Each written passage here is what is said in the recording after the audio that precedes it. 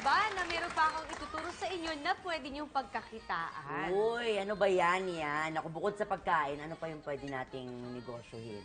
Napili ko ang bracelet kasi bilang mahilig talaga ako sa accessories at saka pencil case bilang mahilig naman ako mag-drawing. So, ituturo ko sa inyo, pwedeng-pwede niyong gawin sa bahay ninyo. Like example, etong bracelet na ito.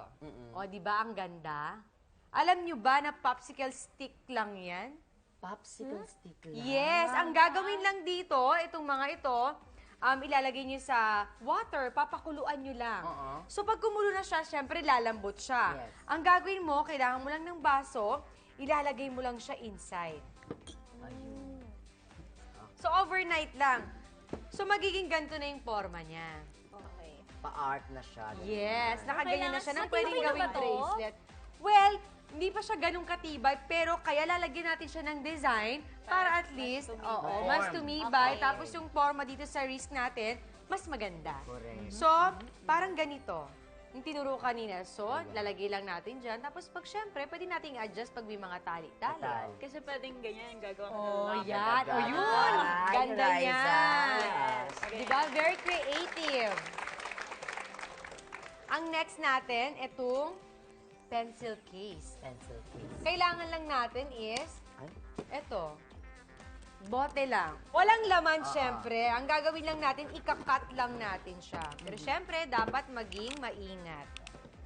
Sa taas muna. Oo. ay, sige, butasin mo muna. Ito yung isa. Tapos next natin, mas maliit naman yung gagawin natin. Para mapagsara natin siya. Ayun. So, ayan ang kailangan natin. Kasi ang gagawin natin, after nito, yung mga lumang damit nyo na, hindi nyo na ginagamit, syempre yung mga zipper yun, di ba? Kasi ang gagawin natin dyan, ididikit natin ng ganito. Syempre, nadikit, di ba? Tapos yung isa, ititape uli natin ng paganyan. So, parang ganito ang magiging resulta niya. Correct. Ayan. So, depende pa rin sa mga kids. Yung anak nyo, depende kung lalaki o babae. So, ganito na ang magiging resulta niya. Ang ganda. Oh, di ba? Pabuksan nga. Ayun. Oh. Ayun. Lalagyan ng mga ballpen. Di ba? Very creative. Hindi mo Lapis. kailangan gumastos ng malaki. Makakagawa ka lang ng pencil case, lalo na malapit ng pasukan. Pwedeng-pwedeng itong gawin para sa mga anak ninyo. Correct. So, makatulong din tayo sa makeup. Naman. Recycle. Psycho. At, pwede nyo itong gawing negosyo, ha? Pwede nyo itong ibenta. Oo nga, ang cute. Benta natin mga Magkano yan?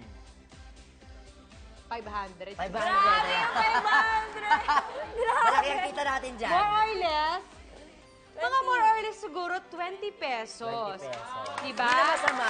Hindi na masama. Oh. Kung 20 pesos nakagawa ka ng 100 ganito, aba, malaki-laki rin yun, ha? Uy, pwede na. 2,000 din yun. May pangkain na kayo sa Extra. labas. Extra Overnight kita. lang talaga yung popsicle. Oo.